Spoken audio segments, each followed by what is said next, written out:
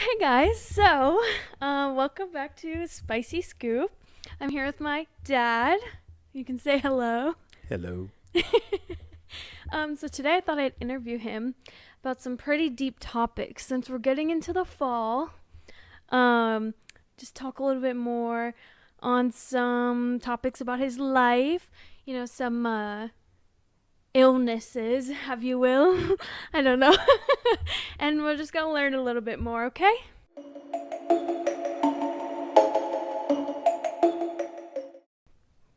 Okay.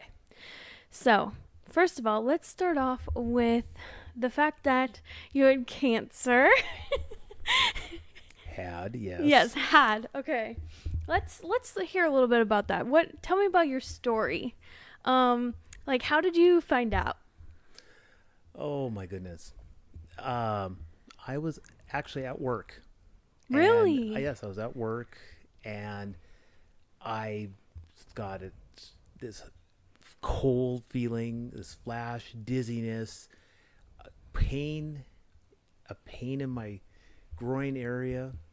Um, I got dizzy. I couldn't stand. I went pale.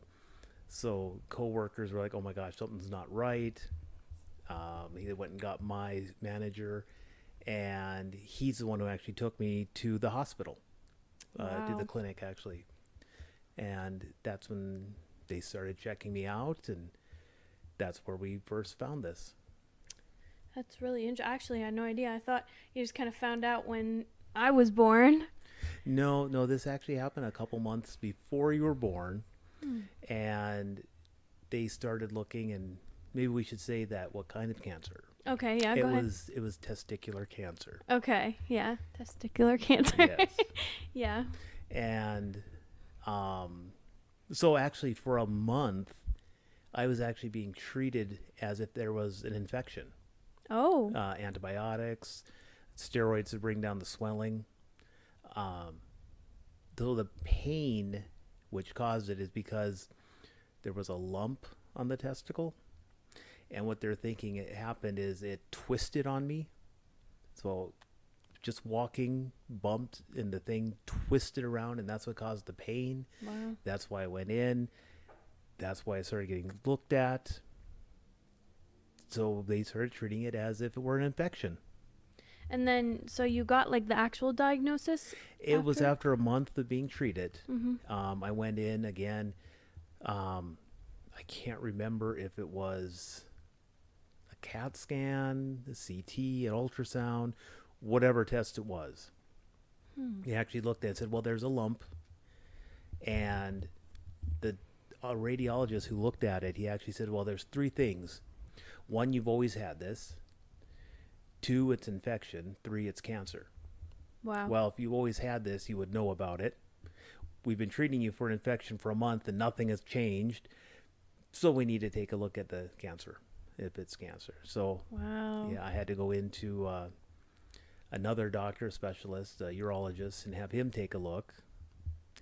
And the idea was they were going to just go in, do a biopsy, so take a small piece of it.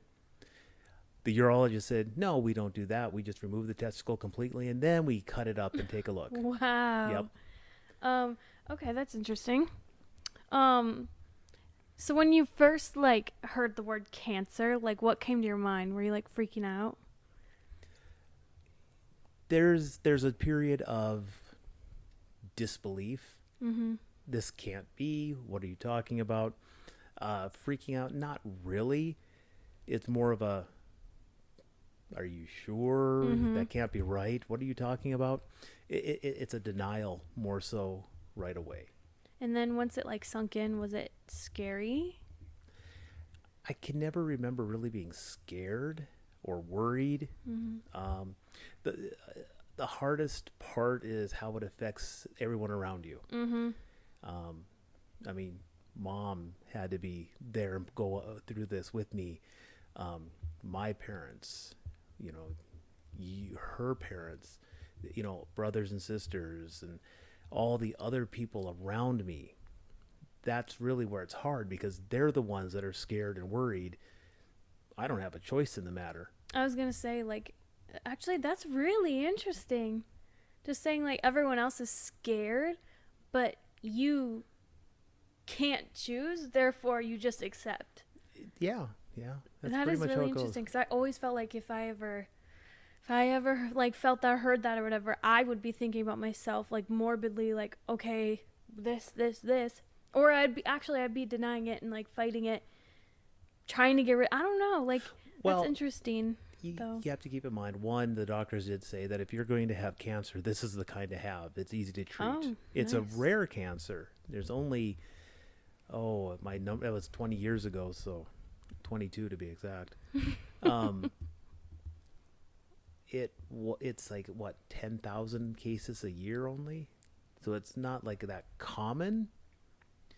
Um, and no one ever said that, well, you're gonna die, so you only have so long to live. That never occurred. Yeah.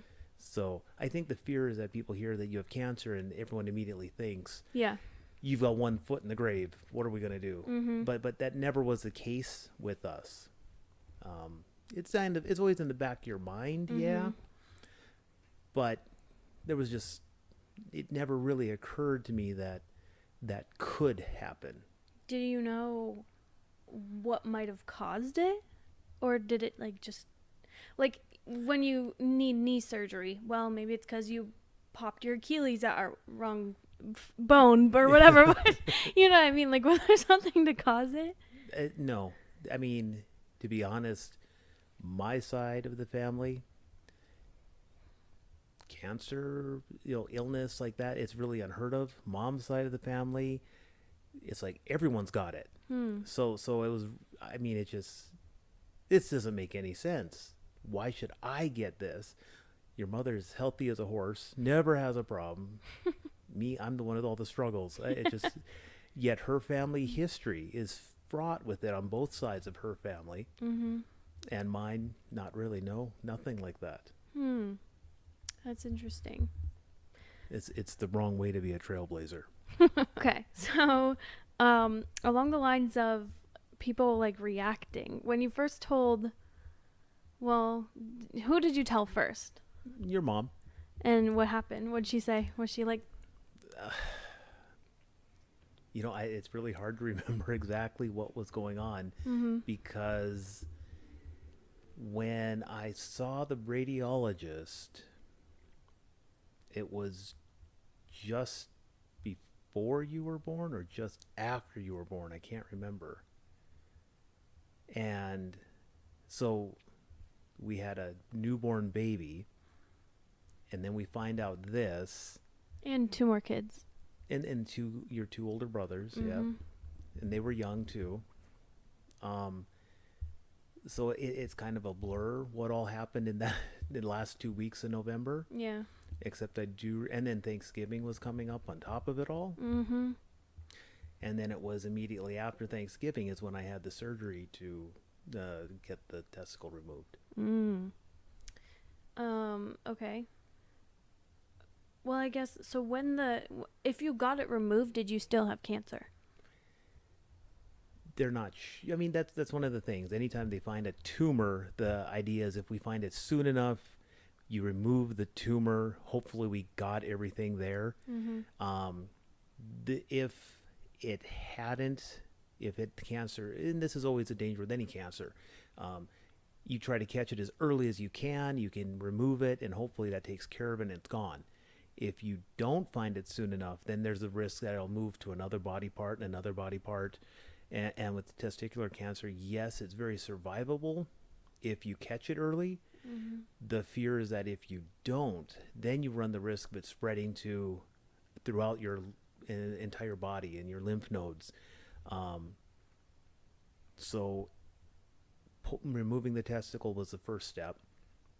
And then we were actually presented with the options of if this didn't remove it, the next surgery would have been a major operation where they would take and cut you basically from groin to gullet, pull you open, and they would have to go in and find every one of those lymph nodes in your body and remove them and try to remove the cancer that way.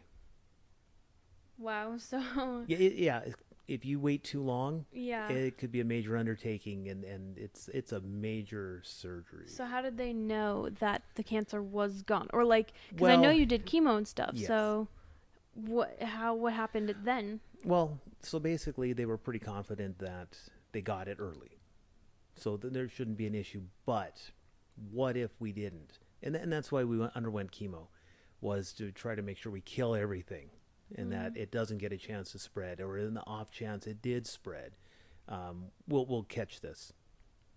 So I had one surgery, and then after that they find out, well, here's, they do the biopsy, and that's when it was confirmed that yes, this is cancer.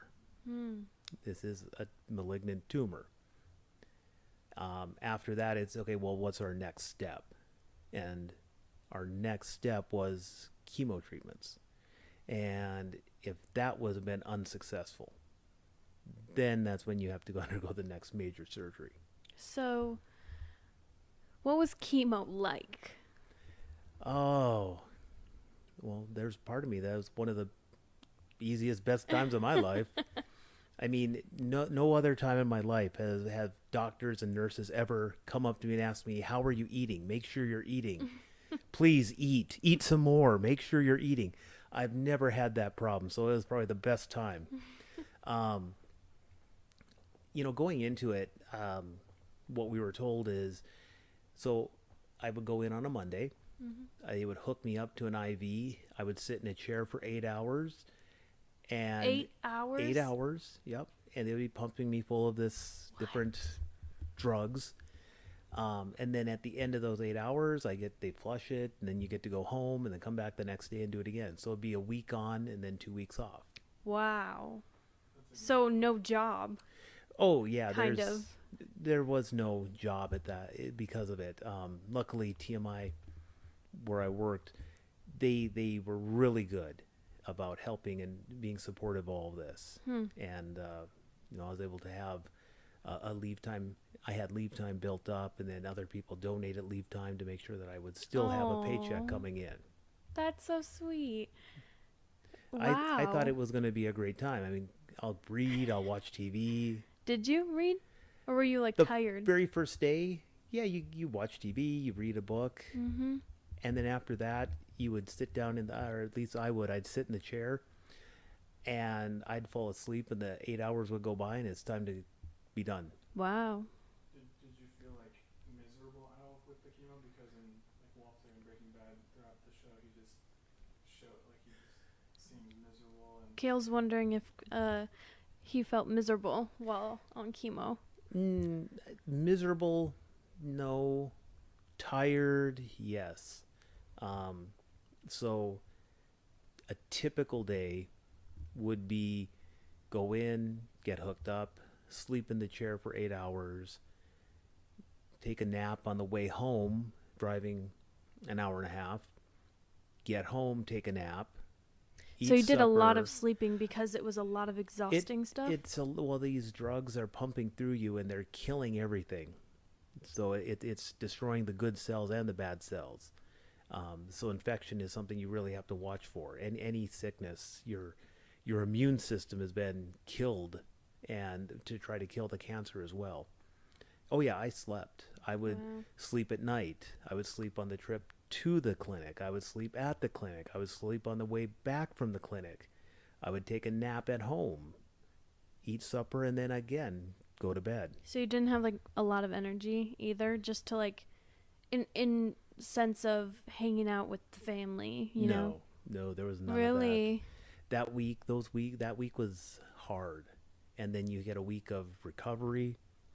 And then the third week is supposed to be you're trying to get back to normal. And then you get to go through it all over again. Wow. Yeah, I've seen on this Reddit forum people talking about having cancer and stuff, and almost everyone in there was just saying chemo was the worst part. Chemo is the worst thing. See, I didn't get sick from it, though. I didn't feel nauseous. Food didn't taste different to me. Oh. I didn't have any of that. I was tired, and I slept a lot. So was that hard on the sense of you bringing home a newborn in that sense? Like, Oh, of course it was. like other than the fact that it was super hard for mom, I'm talking about like your point of view of like not being there or not like I don't know, because you have Michael's a toddler Mm-hmm. and Nathaniel might be like 5 and I was a newborn, so missing out, I don't know, like what did it feel like? It's such a blur. Really? I don't really remember pretty much your whole first year. Mm-hmm. I don't have a lot of conscious memory of it. Wow. Yeah. I mean, and obviously it's hard from like mom's point of view, everything about that, but do you feel like weird or sad or resentful about No, cancer I or don't. anything? No, I mean, there's nothing I can do about it. Yeah. And so the stoic in me, I mean, in stoicism, it's you accept what you can and you change what you can change. Mm-hmm. I can't do anything different. If I can't do anything about it, then why worry about it? Mm-hmm. So you were battling cancer for a year? No, actually, I was only battling cancer for what, a month or so. Okay. And then the chemo was like aftermath for a year? Or how Yeah, long did well, that go? It just lasted until the heart attack. Yeah, well, we'll get there. Okay, so No, I think it was supposed to be like 4 rounds, 6 rounds. I can't remember how long it was supposed to go. mm-hmm. I only made it through halfway, Mm. and then the heart attack, and they put a stop to it. Mm. Okay. So, still on the sense of cancer part, Yes. what is the most painful part, do you feel like, about cancer? How it affects the people around me, Mm. because it didn't really, for me, I had a surgery and the normal aches and pains of going through a surgery, but it really wasn't that big a deal for me. Mm-hmm. It was just everyone else being in such a state of worry. So, okay, so how did Grandma and Grandpa react when you told them? Grandpa Canopic, Yeah. I think Grandpa always blamed himself for it. Why? I don't know. I'm going to cry. Well, I mean, That's- it's one of those things where it's like your kid has it and That- you wish you were exactly. dealing with it. that's exactly Mhm. it. But again, it's nothing they could have done. Mm-hmm. But they helped get me to Bismarck. They helped bring me back. So I mean, they did everything they could. So it was hard for them, I think. Just, I mean, to see your child going through something. Mm-hmm. But again, for me, I just sat in a chair for 8 hours a day Yeah. and slept. And what about Grandma? She's very similar to that. Probably baked a lot for, the family. Yeah, I think there were a lot of meals that were brought over and that type. But again, I don't have that much memory of that Yeah. that entire first year. What about, if you can remember, Grandma and Grandpa Rothschild's reaction? Not even that clearly. I do remember they also helped. Yeah. I remember Grandpa Rothschild, he worked in Bismarck, and so there were a couple times where I went with him Mm-hmm. to and from. But again, I slept in his vehicle, so And what there's not about much. siblings? If they did anything, or? They were young. They had their own things. Mhm. Again, there's really nothing that they could do about Yeah. it. So You talked about the painful part and it's been exhausting. Was there anything that was like scary? Like the whole process of it? Scary in the sense of like, if I'm thinking about I have to go through surgery, that scares me. But like, I can't really say it was scary at all. mm-hmm. I mean, we made the most of it and we had fun with it. I know that sounds kind of funny, but what else can you do? Mm-hmm. You have to have fun with it. So the one thing, your hair is going to fall out. And that did happen. I was losing hair and I've got a lot. Yeah. So I remember that after the first round, maybe that second week, all this hair in the bed. So it's like, well, you know what? I'm going to go get a haircut. and just have him shave it all off so we don't have to worry. And I went to my barber, and he shaved it, and I told him why. And, he did a really good job and didn't charge me for it. Oh, It's wow. like, that's really nice. Thank you. And everything did fall off. And I remember you had this little suction cup sticky toy that we had put on the high The chair. stroller or high chair. Yep. I mean, we plopped it on top of my head, and we have a nice picture of Yeah. that, me acting goofy. Yeah. You might have to find that picture and throw it up there. Yeah, I've seen that picture. I was gonna even ask you, is there any funny or light parts about? Well, that is definitely a funny part about it. Would you say that people treated you differently? I think they're not so much differently, but everyone, how are you doing? There's concern. But it's not like I ever felt that. It's not like this is something they're going to catch and they're worried about how close they're going to get or what's going to happen. I know nothing like that. Huh, okay. So when you were doing the chemo and everything, you had a heart attack. Yes. So what Well, happened you know with what? that? I even had a hospital stay before that. Mm-hmm. I had to go to the emergency room because I had a fever, and that was around Mardi Gras weekend time. So, Oh boy. Oh, Mom yeah. was working? yes, and I didn't, but I remember that she brought me food from there. So, but yeah, I mean, going through chemo, the immune system is so suppressed from everything happening. You have to be really careful. Well, I caught a fever, so we go to the emergency room and try to. I'm also really emotional with everything that's happening. Really? It is. I mean, this chemo does a lot to you. It affects you in that way, and you do become more emotional with it all. And I'm trying to tell the nurse that I need to get in. I've got a fever, and she's like, "You have 100-degree fever. What's wrong with you?" So luckily, Mom was there to tell them that he's undergoing chemo treatments.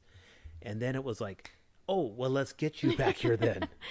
Wow. And because of that, I was in ICU, and I had a room all to myself. And anyone that came in had to put a mask on, and they had to put a gown on and make sure they were all covered up. So just to kind of prevent anything further from happening. Wow. So it was a couple days in the hospital until that got taken care of, and it was really interesting because, like I said, normally you're in the hospital and every couple hours a nurse is coming and take your vitals, but with that, because I'm isolated, they didn't come in unless they had to, so I was left alone. Wow. It sounds like you're left alone a lot throughout this whole thing.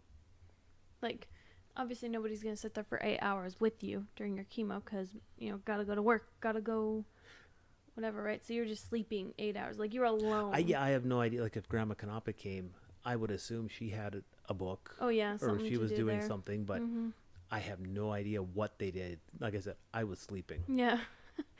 So when you say you're emotional, did you like burst out crying a lot, or just like Not a you'd get lot. overwhelmed when somebody wasn't listening to you very easily, like patience or something? In that case, that time, yes, that did happen. That was one of the things they said could happen, but that was the only time I remember it happening. Oh. And then, so after that, you came home from the fever or whatever. Yep. And at night is when the heart attack happened? No, it was a whole nother week. Oh, a whole A week whole after. another round of the cancer treatments, chemo treatments. And it was a Saturday, I remember. And I woke up after all that, and I remember my chest hurt, my arm hurt, and my first thought was, what if this is a heart attack? And why I would ever have thought that at that time. So I took a couple. I thought, well, if it is a heart attack, I'll take a couple aspirin. Maybe this will help. And I just tried to get comfortable. I remember I even poured a nice hot bath and laid in the bathtub just trying to get some relief from that pain. Wow. And it was afternoon, and I told Mom, I can't take this anymore. There's something wrong. We need to go in. What did it feel like? Oh, it was a pain in the right upper chest, left upper chest, left shoulder. It was like an ache, but a really hard ache. It's hard to describe. Did you feel it in the heart or more so your shoulder? It was mostly shoulder and chest. It wasn't like the heart itself was hurting, but it was such an ache. Like I said, I couldn't do anything to get any relief from it. Nothing, no position, the bath didn't help, a heating pad didn't help. I couldn't do anything to get any relief. Wow. So then it was the middle of the night and you said it can't. No, it was morning. Oh yeah, morning, sorry. Morning It of. was morning when it happened. So you survived the whole night from it. I survived until that afternoon when I went in. Okay. And so we went to the emergency room again. Mm-hmm. And they took a look at it. And again, with everything going on, my memories are a little blurry. I don't really recall too much. I just remember that they think this is mostly because Mom told me about it. They had some kind of clot-busting $10,000 injection drug. Wow. And they were debating, do they give it to me or not? Because it's the kind of thing that, do you blow $10,000 right now on this because it only works if you use it right now? Or do you hold off, wait, and then it's too late to use it? Wow. And so that was the big debate. Do we use it or not? Jeez. And they didn't. And they decided that, yes, it's a heart attack. There's something going on. You need to go to Bismarck again, to the trauma center at St. Alexis. So, and I remember you guys had the kids and you had Kimmy come and watch. Yes. Because you had to get to the hospital. I can't imagine the kind of hecticism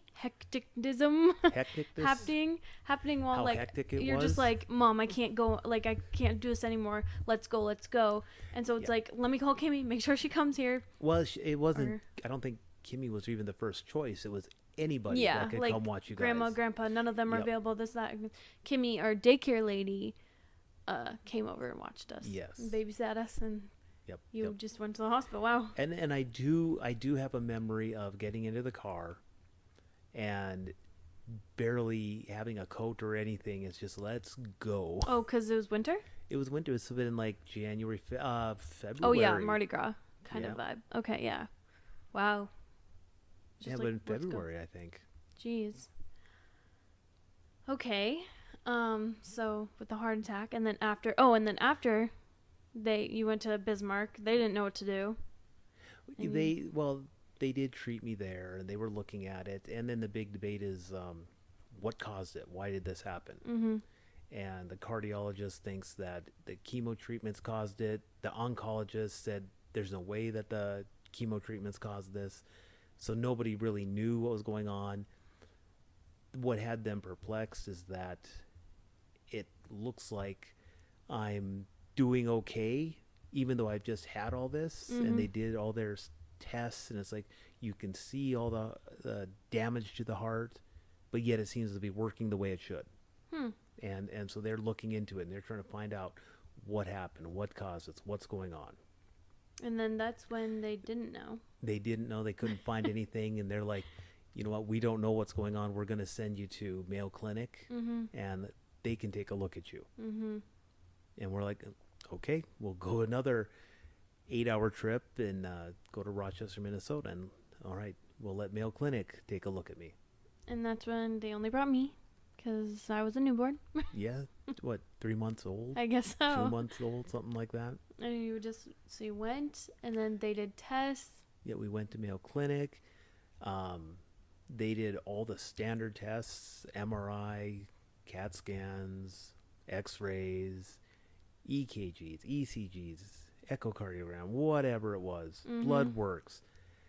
We went in right away. They did their tests. They're looking at it, and one of the residents there was questioning the attending doctor. Says, you know what, it looks like everything's fine. And so ultimately what they came up with is that, yep, you had a heart attack. The arteries that feed the heart, they rerouted themselves. So there's scar tissue on the heart that shows that, yep, there was a heart attack, but all the blood vessels rerouted themselves and went to where they need to go. So everything is working the way it should. So you just had a heart attack and nothing happened and you just survived, and it was like, oh, just another day. Pretty much, Just another heart attack day. Just a Tuesday. Which is crazy. Okay. And so in your cancer journey, you also happen to tear your, what is it, bicep? Oh yeah, my bicep. Yeah. Well, that was a whole year afterwards. Oh, really? Right, right. So, okay, so it So ends. what part of the treatments for everything that's going on is I was given a steroid that it brings down the swelling, but it also weakens your tendons. We didn't know that at the time though. So it was it was Christmas we took a trip to Las Vegas. Christmas a year later. Christmas the next year. So 2001. Yes. And Grandma Rothschild, she wanted pictures of all us guys on the mechanical bull at the Stratosphere, and I'm like, all right, let's do it. And got on, started going. I fell off. My arm was sore. I'm like, oh man, that was kind of fun, but Yeah. oh well, no big deal. We woke up the next morning, and I look at my arm and I look at Mom, and that's not right. And it looked just like if you have a blind and you pull it down and you let it snap up, the bicep, instead of being in its normal place, it Yeah. was way up by the shoulder. Oh, goodness. So instead of being down here like normal, Yeah. Oh, my. And it looked funky. it looked really funky. It looked like I said, the bulge of where the bicep should be was up by the shoulder now instead of covering the whole upper arm. So did you go home or you went to the hospital in Vegas? Went to the emergency room in Las Vegas. And you said, Chris took me, oh. and we went to one of the hospitals that actually TMI. They did the cabinets and casework there. So I got to check out our handiwork at that clinic. And they said, well. They said, oh, you ripped your bicep tendon. Where it has to be surgically attached. So it didn't hurt? It didn't feel like anything? It didn't really hurt, no. Like I said, it was just like a sore muscle after working out or something. Would you say you have a high pain tolerance? I don't know. I mean, you had a heart attack and you tried to relieve it. Yeah. You tore your bicep, went to bed. I don't think I'm unique in that, but I don't know. I mean, do I have a high tolerance? I'd sure like Probably. to hope so. I I'd don't like know. to think so, but I'm sure there are people who can do a lot more than me. Okay. But what's interesting is Mom was actually on the phone with a surgeon in North Dakota, and they basically said, well, you've got 3-4 days while it's still bloody before we have to reattach it. Oh, wow. So we're like, all right, good. We'll finish up here in Las Vegas. We'll head home, Finish and then the we'll trip. Yep, that's exactly it. I got Wow. a sling for my arm, and we finished our trip. Jeez. So when you found out, so how do you find out that you were done with chemo? Did they say like, you're cancer free, bye, or like what? Well, okay, so something you kind of have to realize is that everyone has cancer cells in their body. Mm-hmm. The problem comes in when your immune system doesn't recognize these cells and they just think it's normal and let it go. And that's when it grows out of control. So that's really what causes a tumor. So everyone has cancer cells in their body. And the second thing is you're never cancer free. What happens is after that 5-year survival rate, your odds of dying from cancer are the same as someone who never had cancer. Oh. So technically I'm not free from cancer. I'm a long-term survivor. Interesting. Do you like that word? It really Cancer doesn't. survivor. It doesn't mean anything one way or another. To you? It really doesn't. I mean, it's been 22 years. I think I've shown that. Yep, I've survived I hit the 5-year mark, so there's nothing more to worry about. I'm the same as everyone else. So how old were you when you had it? 26, 27. Wow. 26. You had cancer at 26. You had a heart attack At 26. Wow, that's crazy. And that's just like something a part of your journey. Yes. That's crazy. Okay, so after you had cancer, did it like make you feel different? Like after you're done with chemo, I don't know how to word it in the sense of like, do you feel like I need to get stuff done, or like, oh, I want to do this to this charity, or like, Like, was there a sense of like, There, I don't even know how to there explain it. was. So when I was in the chair, and I wasn't the only one undergoing cancer treatments at the time. The whole place was filled with people. Mm-hmm. And I remember there were some women. There were women there, and you lose all your hair. And I told Mom, I'm going to grow my hair out and I'm going to donate it. Mm-hmm. And so when I got through, that's exactly what I started doing. I started growing my hair. And to celebrate that 5-year mark, I had my 14 inches of hair that we were able to cut, and I donated that so that they could make wigs for Yeah. people who, for me, losing my hair, I mean, a bald guy, I'm headed there anyway, so what's the big deal? But for some of these women, I mean, they're wearing their scarves, they got head coverings of some kind. Yeah. Maybe I can do something like this. For me, it doesn't matter. Mm-hmm. For them, maybe it does make a difference. Yeah. So that was one thing I wanted to do, and I did. Yeah. How long would that, like, this long? It was you? at least shoulder length. I mean, At like I least said, shoulder enough length. to have 14 inches to cut off. Wow. Okay, so you're done with cancer, you're done with all that stuff. Over there, been there, done that. A next big thing that happens is besides having 2 more kids. Well, actually, go ahead and talk about that. What you were asking about is when the doctor said the odds of us having more children are like 1 in a million. Yeah, so you have 3 kids, Yes. and they say, you're probably not going to have any more kids, so blah, blah, blah. Yep. Whatever. Yeah, and Mom didn't like that idea, and well, we had 2 more after that. Yeah. We Beat were the going to odds. show 2 them. more kids. We'll show them. Yeah. Okay, so then you had 5 kids, living life, whatever. You have a pulmonary embolism. Yes. And how old were you at that point? Actually, that only happened 7 years ago. Yeah, something like that. So, 40? I mean 50? for Oh my gosh. oh wow, you're adding some years to me here. 40, 39-ish. 40-ish, somewhere there, yeah. Okay. Yeah, so what did that feel like? Wow. Well, it was the weirdest thing. So, basically, what happened was I had jumped on the elliptical and I was going to exercise, and I remember being just short of breath. I just couldn't do my 30, 45 minutes, whatever I was doing at the time, on the elliptical. And so I had to get off, and I'm feeling like, man, I let me step back. There were a few other things before that kind of had me, I guess I could contribute to it. Like the Spartan races. I had gone into them and I kind of struggled with them. It was kind of hard. I'm like, I need to up my cardio. Why am I having such a hard time breathing? What's going on? And then the medieval rush. Normally the wall is no big deal for me to get up, and I struggled with that one. I figure my cardio, it's just not, I need to do more. I need to increase the intensity. I got to do more training. So I started pushing harder. And so it was a week or 2 after that, I got on the elliptical, and that's when I jumped on, and all of a sudden I couldn't get a breath in. I just couldn't breathe. And I jumped off. I'm like, well, this just isn't right. My first thought was, well, it must be my heart. There must be something wrong. This reminds me a lot of what was going on with the heart attack. Mm-hmm. So I, called my doctor and said, yeah, I'm just having problems. Well, come in. We'll get an appointment.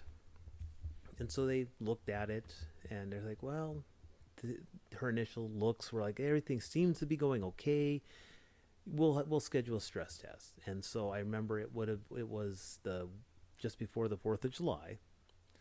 And I remember that because we went to the 4th of July parade, and that's when you and I walked home from there. Mm-hmm. Everyone else kind of went their own ways. And so we went to the parade. It's a normal weekend. Again, we did some pretty intense walking. I mean, in summer like that, heading there, coming back. That Monday, I went in for my stress test. I started, and I just couldn't go on the treadmill. I couldn't do this for very long, and they had me get off. And you're like, what? This isn't your heart. There's something else going on. We're going to do a CT. So it's like, okay, well, it'll be in a few hours. So I went and ran some errands around town, got back, went in, got the CT scan done. I'm waiting for the results. The tech comes back and he said, your doctor's on the phone. She needs to talk to you. Okay. Yeah, they're going to take you to the emergency room. They're going to walk you there. They found some blood clots in your lungs. We need to get this taken care of. I'm like, okay. They walked me back to the emergency room. I put me on a table. The nurse in charge of the ER puts me on the table, says, okay, you can't get up, you can't walk, you can't move, you can't do anything. Just sit here and don't move. I think that's kind of weird. Mm-hmm. And, one of the PA's, physician's assistants, comes in. He's looking. It's okay, well, you've got blood clot in your lungs. We need you to just stay here. Don't do anything. I'm like, okay. Well, it's like, I should really call Mom. I don't have my phone on me. Because I was doing a CT, it's like, well, why bring it in? They're going to have to leave everything. I'll just leave it in the vehicle. Okay. Well, so I get the phone, and I'm trying to call. Nobody answers the house phone. Nobody calls. Nobody will answer. I leave a message. Okay. Well, I left the message. Someone will get back. The PA comes back, says, yeah, we're looking at it, and we're going to keep you in the hospital overnight. Okay. He leaves, comes back a little bit later. Yeah, this is a little bit bigger than we want to deal with. We're going to send you to Bismarck. Wow. Okay. Like, well, I sure hope Mom gets that message and gets over here. I really got to tell her what's going on. He comes in again and said, yeah, we need to get you to Bismarck, but we don't have any ambulances going that way, so we're going to send you on the helicopter. It's like, every time this guy came in, it was worse and worse. It's like, okay. And Mom finally did show up, and she got the lowdown of what's going on. The helicopter crew came in, and they were debating with the nurse, do I get to stand up so I can go onto their gurney to get taken out, or how are we going to transport me? And she goes, well, you know what? Once he's in your hands, it's your responsibility. I don't have to worry about him. Wow. Yeah. They were very concerned. You don't move, don't go anywhere, don't do anything. So I got on their gurney, and they wheeled me out to the helicopter, and I got a nice little ride to Bismarck. Nice little. You had anxiety, I thought. I did, but they gave me a drug to help with that, so it wasn't too bad. Yeah. Wow. Yeah. And apparently this is the kind of thing that, so the pulmonary embolism, it's a saddle thrombosis is what type it is, where the brachial tube, and it goes over both sides of the lungs. So think about that letter Y upside down, that is your lungs. Yeah. I had a blood clot in there over that whole thing. Wow. And I guess this is the kind of thing that what we were told afterwards is they don't find typically while the person is still alive. It's usually found post-mortem when they're trying to find out, well, why did this person, they had a blood clot. And then you start hearing the stories of one person in the hospital. They were getting ready to be discharged and then keel over dead. And they're like, what happened? And they find out about it. Well, yeah, I mean, then that's why they didn't want me to move, because they didn't want me to knock this blood clot loose and then have it block something and have me die right there. Oh, my. And so they gave me a bunch of blood thinners and a whole lot of drugs they were pumping me with in order to fight this. And Jeez. Yeah, so I spent another week in the hospital. Wow. Yeah, I remember how to drive your Jeep home from the hospital. Yes. Yep. I think I might have been home when you were trying to call or whatever. And you didn't pick and up you the didn't phone. pick up, Kale. I remember I was at home and someone was like telling that you were being lifted on a helicopter, and we went outside. And I'm pretty sure we saw the helicopter flying across. I got the text. I was at a friend's house, and I was just like, oh, okay. And I didn't even know what to think. And I was just like, should I go home? Like, because Mom said she's leaving too. So literally it was us 4 kids home. And it was like, So I know, like, do I have to, like, go babysit Kayla and Isabel? Like, what do I literally just, like, was just confused because I don't think it said, like, why. It was just like, Dad's getting airlifted to the hospital in Bismarck. I will be going. And it was like, okay, have fun. I don't know. I mean, I was a teenager, like, I don't even know, That sounds 8th grade, You saying that now sounds a lot freshman. more worrisome than I I know. I'm like, jeez. Because to us, it was just kind of like. Just an inconvenience in my day, Dad. Exactly. Well, that's where it's really surprising that, like I said, I jumped on the elliptical on Thursday or Friday. Mm-hmm. And I talked to my doctor, and they say we're going to do a stress test. So we had the whole long 4th of July weekend. Mm-hmm. And then I get the stress test. And again, they see something wrong. But I got to run around town. Yeah. So at any moment, this thing could have broke Yeah. loose, and it could have How killed me. long did you have this for? Do they know? Like, when you No. initially felt slow in the Spartan races, was the Well, clock starting? You know? Mom's thought is that this all happened because of our trip to Australia. Because I sat for the entire plane trip and didn't get up, didn't move, didn't walk around. Though I Fear of really, flying. well, if I were the If pilot, you would have had your I'd be anxiety fine. thing, and get that drug in, you'd be fine. Yeah, no, I don't know. I mean, I can't see being unique and sitting only for that time period, but that's Mom's thought, is that it probably happened then, Mm-hmm. and it just kept building. With every moment after that, it just kept building and adding to it. Yeah, yeah. That's crazy. Well, again, it wasn't until afterwards that we find out just how Crazy it was. life-threatening Yeah. this really was. Wow. And by then, it's like, oh, well, just another day. Jeez. So, after everything you've experienced, do you have anything enlightening to tell people who have never experienced it or in that On sense? a serious note, I would say listen to your own body. Mm-hmm. You know when something isn't normal for you. Don't put it off. Get it looked at, Mm-hmm. because the sooner you get checked out, the sooner they find it, the better your odds are of surviving anything, Mm-hmm. whatever it is. It's really easy, or I should say it's so much easier to deal with it if it's caught in the early stages, regardless of what it is. If you put it off and you wait and you put it off, that's when you're going to find out, well, it's too late for us to do anything. So don't put it off. I wish we would have been a little more insistent on things, because right away we knew things weren't right, but we trusted the doctors that, well, this is what they're saying it is. This is what we're going to do. Okay, we'll wait. Mm-hmm. But I don't know, would it have been different if we had listened, if I had gone in earlier, as soon as, I mean, you don't want to be a hypochondriac either, though. Yeah. So, but do trust yourself. Yeah. Definitely. And the other thing is just, a lot of it is going to be attitude and keeping being funny. Mm-hmm. I mean, maybe it's gallows humor part of the time, but I think I had a good time with it. Yeah. It's something you have to laugh at, because if you don't, it's going to drive you nuts.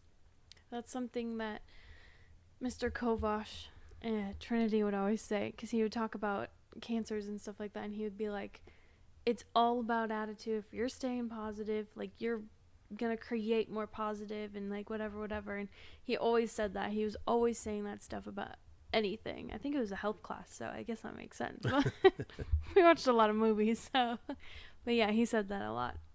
Yeah, I never had negative thoughts. I never thought, I mean, maybe a little bit once in a while. Mm-hmm. Well, what could happen? Could this be it? But for the most part, it was never really a thought. It was Mhm. never really there.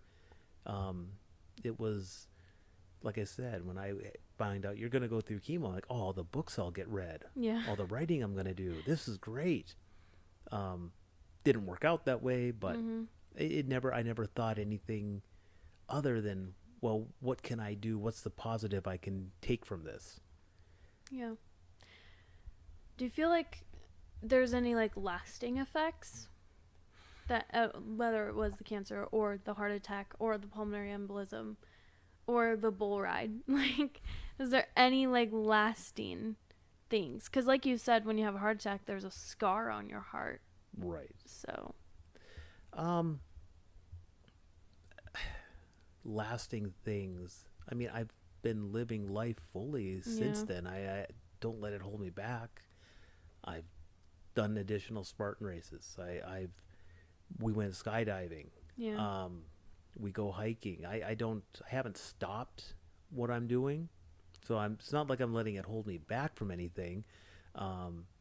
Lasting effects. I mean, I'm more cognizant now of if I'm short of breath. I'm going to get it looked at. I want to know what's going on. If I notice a change in my workout routine, why am I not performing the way I think I should? And yeah, I mean, it's sometimes difficult to tell the doctor that I'm not doing as well as I did a week ago. And I don't think they necessarily understand why I'm worried or what's going on. But I definitely do take it a little more serious. Yeah. And I am aware of that. Do you think that any of this has like slowed you down in the sense of like mental things, like anything you've wanted to do or something like that? Not necessarily in a workout routine, like, no, I don't let it slow me down, but like in a deeper, wider, like, I don't know. Or maybe it makes you cooler in that sense. Like if you had in a book or something and you said like, oh, I had cancer and I don't know, like what is like a outtake or take from that? Well, when you get those interview questions and they ask you, where do you see yourself in 5 years? It's hard to answer because I don't know. Knowing that when you're faced with the idea that you might not survive 5 years out there, it's hard to plan 5 years down the road. So are you talking like when you had cancer or that's I'd say it's more of a lingering effect. I mean, I don't know. I don't see where I'm going to be at. I know where I'd like to be, but those are more daydream type ideas rather than realistic. But see, like, goals. I could say, I don't know where I'm going to be in 5 years. True, but it's more of 5 years out is more of an abstract concept to me rather than a goal. A year from now, I could probably plan a year ahead and see that as something that I can realistically head towards and foresee. But beyond that, it's difficult to see that far. Do you have any like advice for Don't get cancer. not necessarily like Don't have a heart attack. yeah, like I don't know if your brother has cancer and it comes like, hey, like I have cancer, what do you got for me?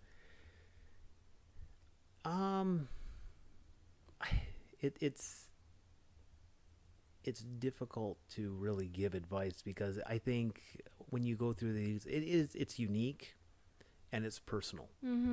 My experiences are not going to be what someone else went through. Yeah. And like I said, for me, it was the best thing to be told, you need to eat. I've always had weight problems, so they always tell me you need to lose weight. You need to lose weight.